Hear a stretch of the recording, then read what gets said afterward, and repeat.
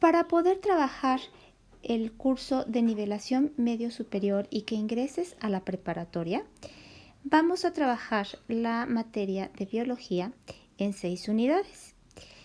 La unidad 1 la vamos a trabajar en esta sesión y se llama el valor de la biodiversidad. Para poder empezar a trabajar esta parte de la biodiversidad, vamos a tomar en cuenta cómo sabemos que alguien tiene vida. En este caso está la imagen del perrito. ¿Cómo sabemos que el perrito tiene vida? Bueno, pues porque el perrito respira, se mueve, tiene un ciclo de vida que es nacer, crecer, reproducirse y morir. También se alimenta y aquello que no le sirve, aquel alimento que no le sirva, bueno, pues lo elimina y a eso se le llama excreción. Y desde que nace, el perrito no es igual.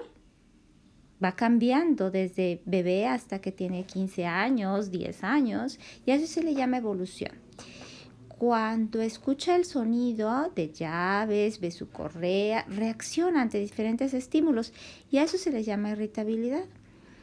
Homeostasis quiere decir que mantiene su equilibrio interno para estar en perfecto estado. Un ejemplo de homeostasis es regulación de temperatura. Cuando el perrito tiene calor, se han de haber fijado que saca la lengua y esto es para regular su temperatura. También tiene procesos de adaptación. Es decir, va cambiando dependiendo del ambiente, del espacio vital, se va adaptando porque si no, pues no va a poder sobrevivir. Todas estas características no las tienen los objetos inanimados, o sea, los que no tienen vida. Como una silla, por ejemplo. Una silla no cambia. Pueden pasar 10, 15 años, se llenará de polvo, pero sigue siendo exactamente igual si la mantenemos en un lugar que no se vaya a ir deteriorando. Y esa silla pues tampoco se mueve, ni se alimenta, ni evoluciona. Esas son las características que nos van a identificar de los seres vivos y los que no tenemos o los que no tienen vida. Otro ejemplo de seres inanimados sería un bolígrafo, un cuaderno. Son aquellos elementos que para nada van a cambiar. Estas características que estamos viendo de respirar, moverse, tener un ciclo de vida, alimentación, excreción y evolución, son las características de todos los seres vivos. Ahora vamos a ver cómo se originó la primera vida. Hay varias teorías. La primera la propone Aristóteles. Aristóteles fue un filósofo griego y los filósofos tienen la función de explicarnos el porqué de las cosas. Una de las cosas que nos explicó Aristóteles fue que la vida surgía de materia inerte. En su imagen están viendo ropa, más granos, y tiene ahí el signo de igual a un ratón. ¿Esto qué quiere decir? Que Aristóteles decía que a través de la materia inerte surgía la vida. Entonces, muchos años después, Francisco Redi hizo un experimento. Puso en 3 botes de cristal pedazos de carne llevados del mismo lugar. La diferencia fue que el frasco número 1 estaba destapado. El frasco en medio estaba tapado herméticamente y el frasco 3 tenía un lienzo, o sea, un pedazo de tela.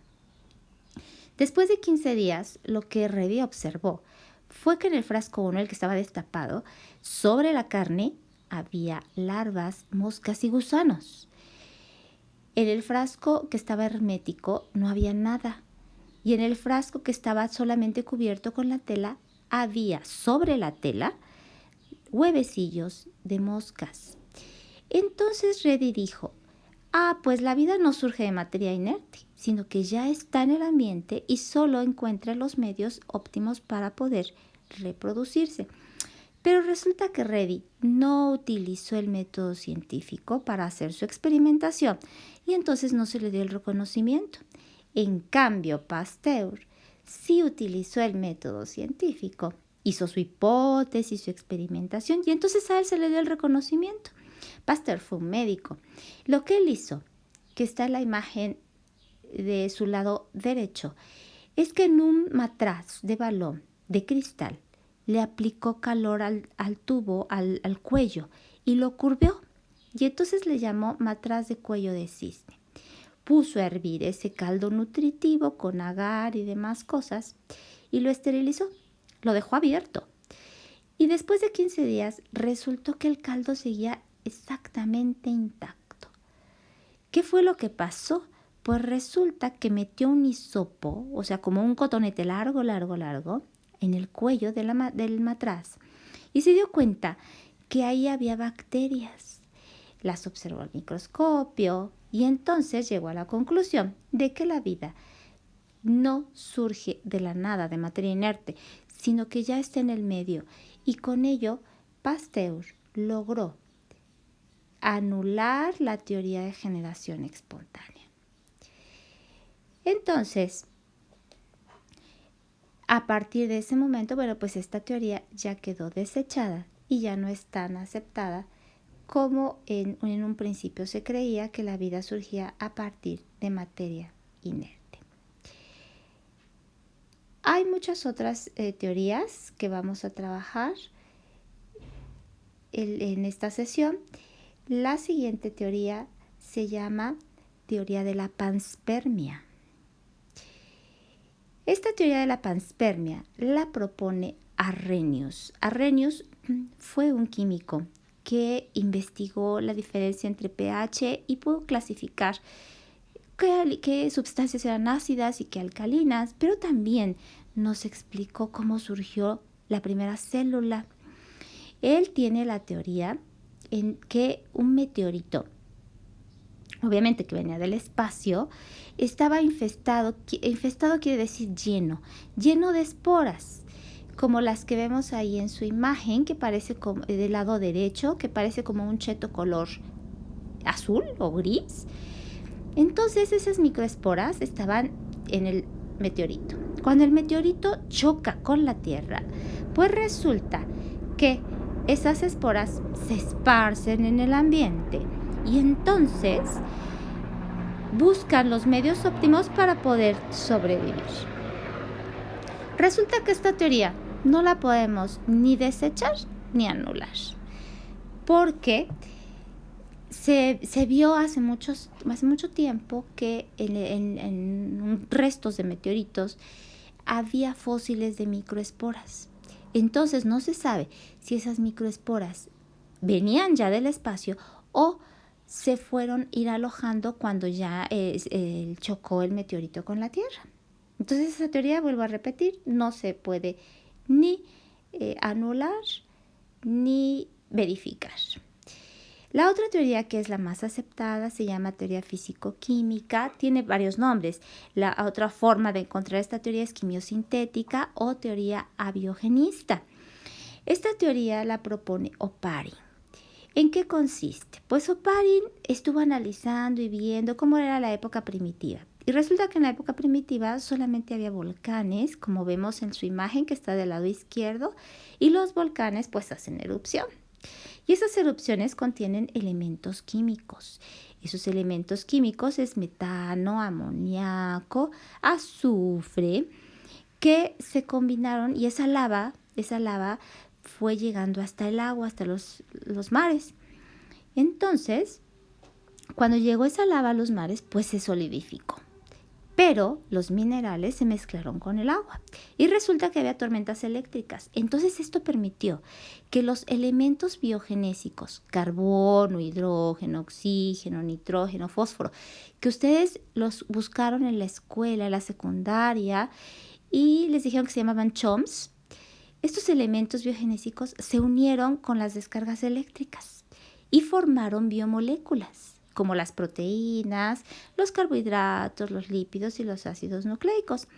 Entonces, estas biomoléculas se unieron y formaron la primera macrocélula, que Oparin le llamó coacervado, que nosotros vemos del lado derecho, en el ángulo derecho inferior, que son como cositas alargadas, como si fueran solecitos. Eso sería la primera célula y se originó entonces de los elementos químicos.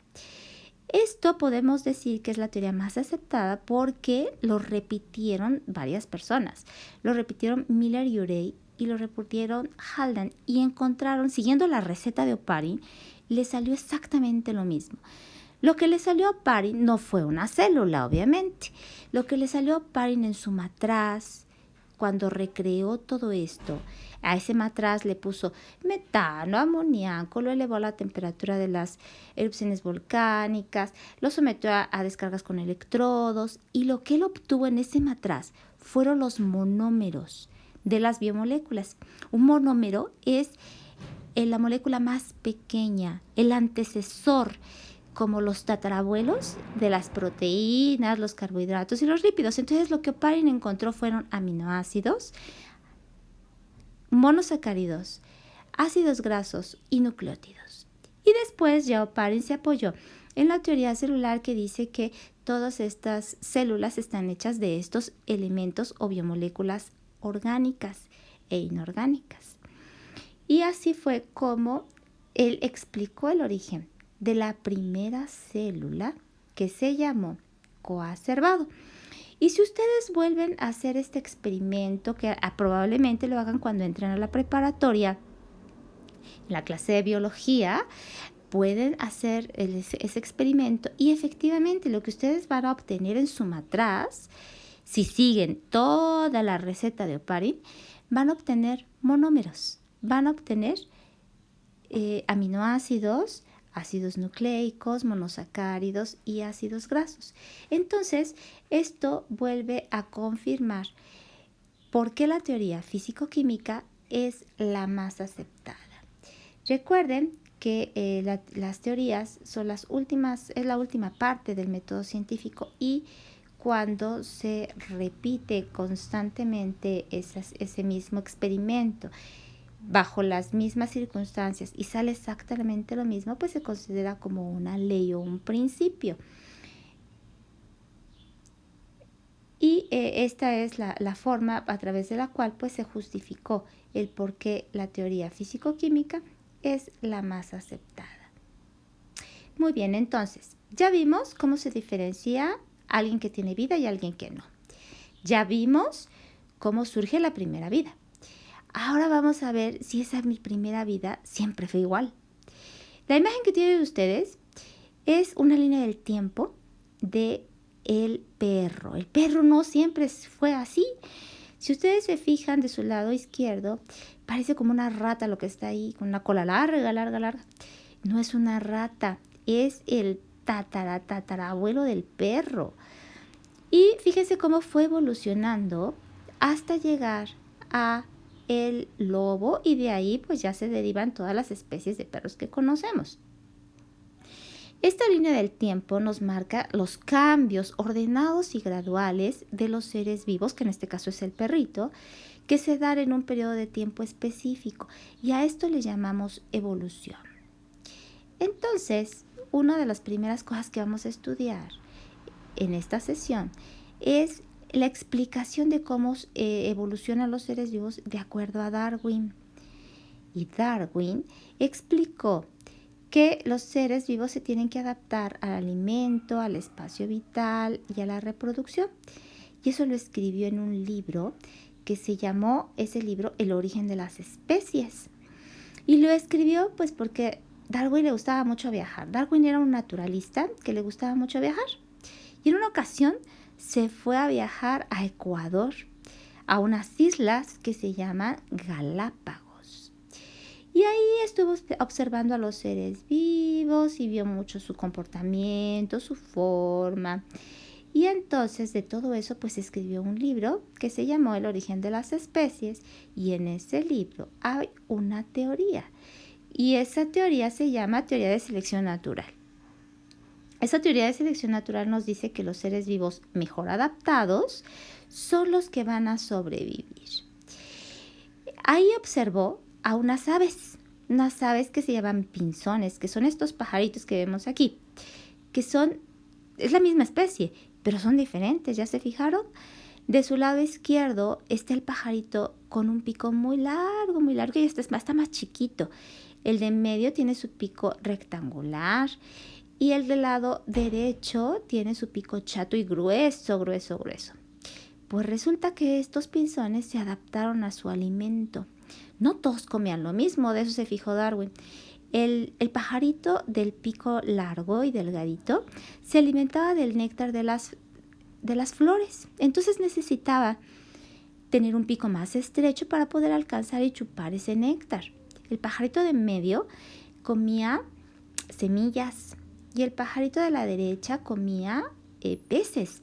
Entonces, de ahí fue como su pico fue adaptándose de acuerdo al alimento, fue cambiando. Y eso es lo que nos dice Darwin en su libro de Selección Natural, que las especies que mejor se adapten, o sea, que cambien en su apariencia, son las que van a sobrevivir. Y al sobrevivir, pues van a preservarse. Aquellas especies que no se adaptaron, pues se mueren. Y este es el principio de la teoría de selección natural. Cuando en su examen de ingreso al nivel medio superior a la prepa o al bachillerato haya un reactivo con esa pregunta que diga, ¿quién naturalista que propone que los seres vivos cambiaron o evolucionaron por adaptación? Tienen ustedes que buscar el inciso que diga Darwin, porque él fue el que realizó esta teoría de selección natural. Ahora, él tuvo un gran error porque hizo esas observaciones solamente basándose en los pinzones. Y él infirió, es decir, él pensó que todas las demás especies les pasaba lo mismo. Y sí, efectivamente, pasa exactamente lo mismo. Tiene que haber un proceso de adaptación, pero ya no lo investigó. Entonces, pues él dijo, como le pasó esto a las aves, pues le pasó a todos los seres vivos. Otro personaje que vamos a ver es Lamarck. Si se fijan, hay unas jirafitas por ahí. Y les han de haber explicado sus maestros de la secundaria que las jirafas había de diferentes tamaños. La primera que vemos en su izquierda es una jirafa cuyo cuello, si se fijan, es más grueso y más cortito que la última jirafa que se puede observar, la tercera, porque la cuarta ya nada más vemos las patas. Ese cuello de la tercera jirafa es mucho más estrecho y largo. Resulta que las jirafas son rumiantes, o sea, tienen 5 estómagos y lo que comen lo vomitan, lo vuelven a regresar a su boca y lo vuelven a masticar. A eso se le llama rumiar. También lo hacen las vacas, también lo hacen los borreguitos, las cabras, todos aquellos que vuelven a masticar y a masticar y a masticar su alimento.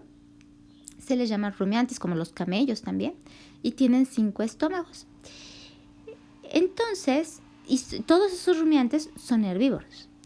Entonces, cuando a las jirafas se les acabó el alimento, o sea, el pastito que tenían ahí cerca, ya nada más les quedó la opción de comer las hojas de los árboles.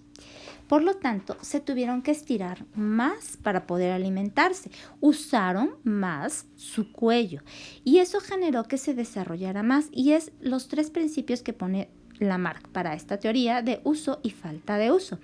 El primer principio es que todo ser vivo cambia y eso ya lo vimos, ¿no? Si algo no cambia es que no tiene vida. El segundo punto es que el órgano que más se usa se desarrolla y el que no desaparece. O sea, en este caso usaron su cuello, por lo tanto creció. Y la tercera cosa es que estas características se heredan, o sea que las hijas de las jirafas con cuello cortito que usaron ya más, pues van a nacer con el cuello más largo. Y esto lo investigó Lamarck a través de evidencias paleontológicas, que son los fósiles. Él encontró fósiles de jirafas con vértebras cervicales de su cuello más anchas y cortas. Y después encontró fósiles de jirafas cuyas vértebras cervicales, las del cuello, eran mucho más angostas y eran en mayor cantidad. Entonces, él generó esta teoría y dio esta explicación. Vuelvo a repetir, tiene 3 principios. Primero, todo ser vivo cambia, el órgano que más se usa no se desarrolla y el que no se usa desaparece y esas características se heredan. Entonces ya vimos cómo los seres vivos surgieron, cómo identificar algo que tiene vida y algo que no. Ahora vamos a ver cómo se clasifican los seres vivos y a esa rama de la ciencia se le llama taxonomía. Cuando ustedes los pone su mamá a ordenar su recámara, encuentran una alfombra de ropa y tienen que separar la ropa limpia y la ropa sucia. Yo espero que primero hagan eso, ¿verdad? Que separen la ropa limpia y la ropa sucia. Entonces, eso es clasificar de acuerdo a ciertas características.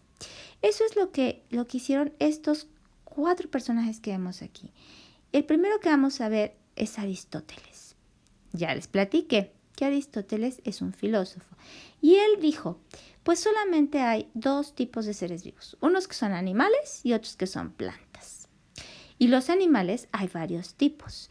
Unos que tienen sangre y otros que no tienen sangre. Y de los que sí tienen sangre, hay sangre caliente y hay sangre fría. No sé si ustedes hayan cargado alguna vez una serpiente, una víbora, pero son frías. Cuando las tocan son frías, frías, frías. Y si cargan a un gatito o a un perrito, pues son calientitos. A eso les llamaba Aristóteles que tenían sangre fría y sangre caliente. John Ray solamente clasificó a las plantas, las que tienen flores y las que no tienen flores. Y las llamó angiospermas y gimnospermas. Carlos Linneo se le considera el padre de la taxonomía porque él ya tomó en cuenta más características y además de crear una clasificación taxonómica, generó el nombre científico. Y el último personaje fue Whittaker, que clasificó a los seres vivos en reinos.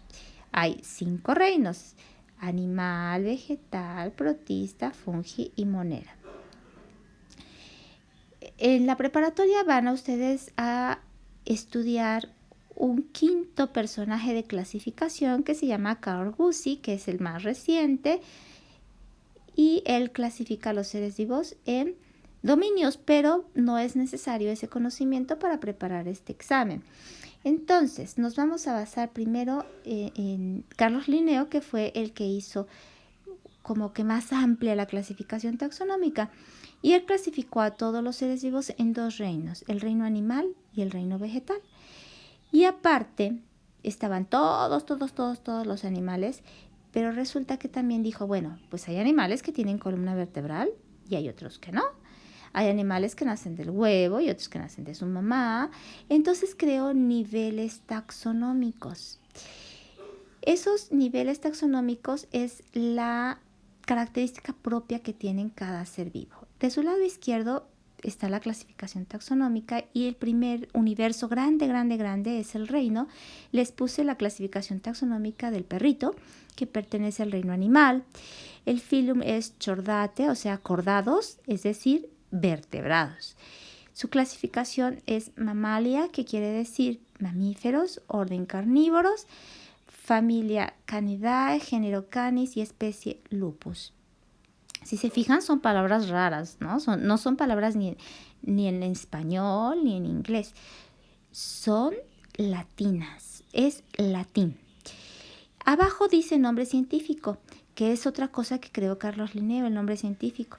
Son 2 palabras, ya se fijaron, es Canis lupus. Y está escrito de manera diferente, le puse cursiva, le puse negritas, nada más que no se ven negritas porque el fondo está negro. Entonces se ven en blanco, pero está diferente a todo lo demás del texto. Y esa es la característica del nombre científico. Tiene que ser un término binomial, nomial nombre, 2 nombres, el género y la especie, en donde la primera palabra, que es el género, se escribe con mayúsculas y la segunda con minúsculas.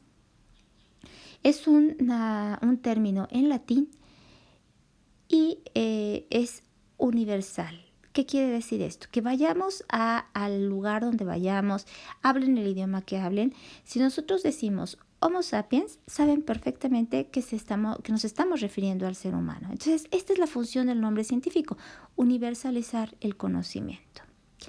Del lado derecho de su pantalla van a ver ustedes un como árbol. Este árbol es el que propone Whitaker para su clasificación. Son 5 reinos. El reino plantae o vegetal, animal, fungi, protista y monera. Whitaker clasificó a todos los seres vivos en base a 5 cosas: a su tipo de célula, al número de célula, cómo se alimentan, cómo respiran y cómo se reproducen. En el caso de las plantas, sus células son eucariontes, o sea, son verdaderas, con núcleo verdadero, son pluricelulares, son autótrofas, su reproducción es sexual y asexual. ¿Por qué sexual? Pues porque las flores tienen pistilos, que son los órganos reproductores femeninos, y estambres, que son los órganos reproductores masculinos. Y las plantas son aerobias, o sea, necesitan oxígeno. En el caso de los animales, sus células son eucariontes, son pluricelulares, son heterótrofos, son sexuales, pero también asexuales, como la estrella de mar y las lombrices. Si a la estrella de mar se le rompe un bracito, se fragmenta un bracito, de la parte que se rompió se genera otra estrella y la estrella original se regenera.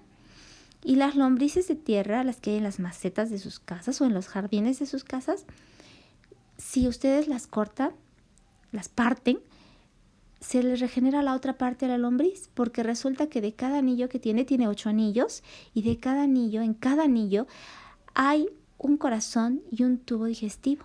Y eso le permite tener en cada uno de sus extremos, pues, vida.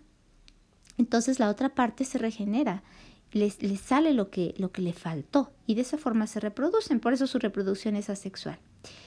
En el caso del fungi, su célula es eucarionte, es pluricelular, es heterótrofa y su reproducción es asexual. Su reproducción es por esporulación. Protista es el reino que tiene mayor variabilidad o diversidad biológica, porque ahí se encuentran por un lado las algas y por el otro lado los protozoarios, y tiene las características propias de las algas y de los protozoarios. El último reino es el reino monera, que es el reino de las bacterias, es el más chiquitito. Sus células son procariontes, son organismos unicelulares. En el caso de las bacterias quimiosintéticas, realizan su alimentación de manera autótrofa. ¿Quiénes son las bacterias quimiosintéticas? Las bacterias que se encuentran en la tierra, que participan en el ciclo del nitrógeno, que más adelante las vamos a ver. Y las otras bacterias que son parasitarias o patógenas son heterótrofas y parasitarias, porque nos hacen daño cuando entran a nuestro cuerpo, nos provocan infecciones. Su reproducción es asexual y se llama bipartición, y su respiración es anaerobia. Entonces, los 5 reinos de Whitaker que Whitaker propone están basados su clasificación en 5 cosas: tipo de célula, número de célula, tipo de reproducción, tipo de respiración y tipo de alimentación. Recordemos que la diferencia entre célula eucarionte y procarionte es eucarionte, que tiene núcleo verdadero, y procarionte, que no tiene núcleo, o sea, no tiene membrana nuclear. Su ADN, que sí lo tienen, está nadando por todo el citoplasma, no hay cromosomas. Esa es la diferencia. Y pluricelular, pues quiere decir que estamos hechos de muchas células, y unicelular, que nada más tenemos una sola célula. En el caso de las bacterias es el único reino que todas tienen una única célula. En el caso de los protistas, la amiba, que es un protozoario, es unicelular. En el caso de los hongos, la levadura, es unicelular. Esas son las excepciones. Todos los demás son pluricelulares o multicelulares. Bien, entonces ya vimos cómo se originó el primer ser vivo, cómo identificamos que hay un ser vivo, cómo los podemos clasificar. Ahora vamos a ver cómo se pueden alimentar. Y a eso se le llama transferencia de energía. Transferencia es pasar. Entonces, la primera energía que va a pasar viene del sol y eso se la pasa a las plantitas para que realicen la fotosíntesis. Y las plantitas pasan su energía a los consumidores primarios, que aquí vemos al conejito, que es un herbívoro, y el consumidor primario le pasa su energía al consumidor secundario, que es un carnívoro, y el consumidor secundario le pasa a un consumidor terciario, que es un depredador, o sea, también otro carnívoro. Y puede ser que ese otro consumidor terciario la pase a un consumidor cuaternario, que es otro depredador. O bien puede morirse y entonces intervienen los descomponedores, que son bacterias y hongos que deshacen esa materia orgánica de nuestro cuerpo y lo vuelven a poner al suelo, al sustrato del suelo, para que sirva de abono nuevamente a los productores. Entonces, esta es la forma en la que nos podemos alimentar. Si falla uno de estos niveles tróficos, trófico quiere decir alimento, entonces si falla uno de estos niveles tróficos, ya nos morimos todos. Por ejemplo, si ya no hay un productor, entonces, ¿cómo se alimenta un herbívoro? Y de ahí, ¿cómo se alimenta un carnívoro? Entonces, este equilibrio ecológico es muy importante para mantenerlo en constante funcionamiento. Y no nada más es el sol lo que necesitamos. Necesitamos algo que se llaman ciclos biogeoquímicos. Bio quiere decir vida, geotierra y químicos pues son elementos químicos. Entonces, son elementos químicos que se encuentran en la tierra que dan origen a la vida. Nosotros también los podemos llamar como factores abióticos, aquello que no tiene vida, pero que es esencial para que haya vida. Si no hay agua, si no hay oxígeno, pues tampoco puede haber vida. Si no está el sol, ya vimos que tampoco puede haber vida. El primero que vamos a ver es el ciclo del agua, que lo deben saber desde la primaria. Está de su lado izquierdo de la pantalla. Y resulta que las grandes cantidades de agua se encuentran en mares y océanos, también en las lagunas y en los ríos. Esta agua se calienta con el solecito y se sube a través del proceso de evaporación. A la hora de subir y de juntarse, forma las nubes, que se llama condensación. Y con la variación del clima y de las temperaturas y de la velocidad del viento, se rompen estas nubes y a eso se le llama precipitación. Esa lluvia, una parte se vuelve a filtrar al subsuelo para formar los mantos acuíferos y la otra parte regresa a los mares y océanos para que nuevamente sea calentada, evaporada, condensada y precipitada. Se vuelve a realizar ese ciclo, por eso se llama ciclo, porque no tiene un fin, es continuo el mismo proceso. Vamos a ver también el ciclo del carbono. El carbono está en el aire.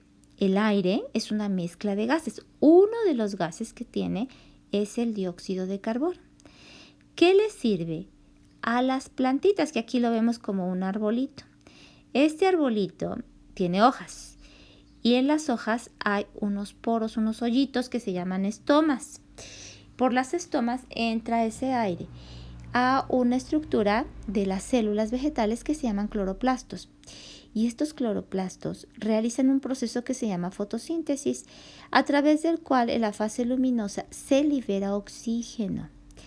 Y este oxígeno le sirve a todos los que somos aerobios, que aquí está representado por un borreguito, para respirar. Y resulta que nosotros tenemos dos momentos de respiración, una inhalación y otra es exhalación. Y cuando exhalamos dióxido de carbono que se incorpora nuevamente al ambiente, al aire, para que otra vez la plantita pueda realizar el proceso de la fotosíntesis. Entonces, son elementos, tanto el agua como el aire, que no tienen vida, pero que son esenciales para todos los seres vivos, porque sin ellos no habría vida. Sin ellos no habría la posibilidad de mantener esa relación entre los seres vivos y transferirnos energía. Bien, como vemos aquí en la imagen que tenemos del lado derecho del ciclo del carbono, el borreguito también elimina ciertas sustancias de desecho y que se van a la tierra, que le sirven de abono a la planta. En el caso también de los mantos acuíferos que vemos aquí, pues las necesita también los árboles para poder absorber el agua. Otro elemento es el ciclo del nitrógeno. El nitrógeno se encuentra principalmente en el subsuelo. Y ahí necesitamos a las bacterias, que hace rato yo les platicaba del reino Monera, y son bacterias nitrificantes que fijan el nitrógeno al suelo para que lo utilicen las plantas y fabriquen las proteínas que van a servir de alimento a los herbívoros. Y recordemos entonces que son parte de la cadena alimenticia que vimos hace ratito. Si no hay este equilibrio, si no hay bacterias, si no hay el sol, si no están los herbívoros, se rompe este equilibrio ecológico y obviamente va a haber una pérdida de la biodiversidad. Entonces, este conejito que se alimentó de la planta a través de sus desechos orgánicos, como es el excremento y la orina, principalmente la orina, tiene amoníaco y urea.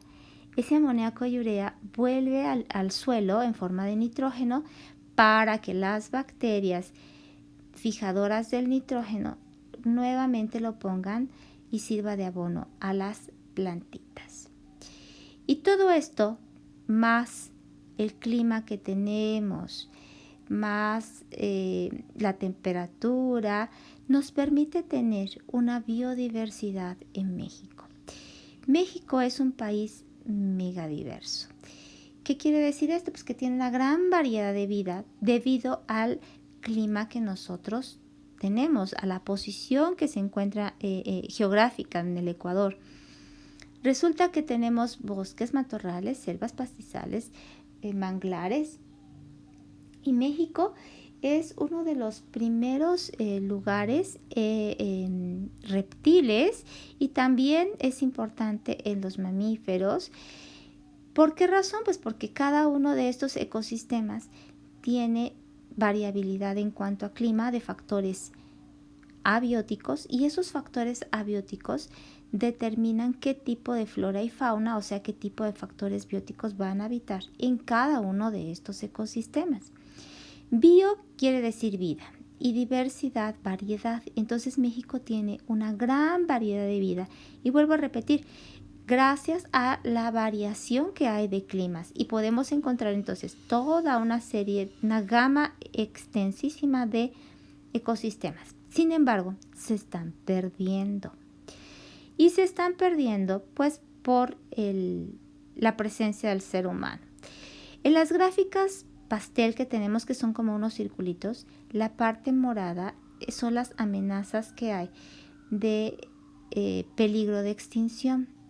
Como vemos, hay muchos animales, mucha flora que se está perdiendo, y esto es por la presencia de actividades del ser humano que están generando un cambio climático, una desforestación y por supuesto una gran contaminación, no nada más de ríos, mares, aire, suelo, agua, y también por la cacería ilegal. Y esto va a causar un desequilibrio ecológico muy impactante, porque entonces se está rompiendo de esa cadena alimenticia que nosotros vimos hace rato, se está rompiendo.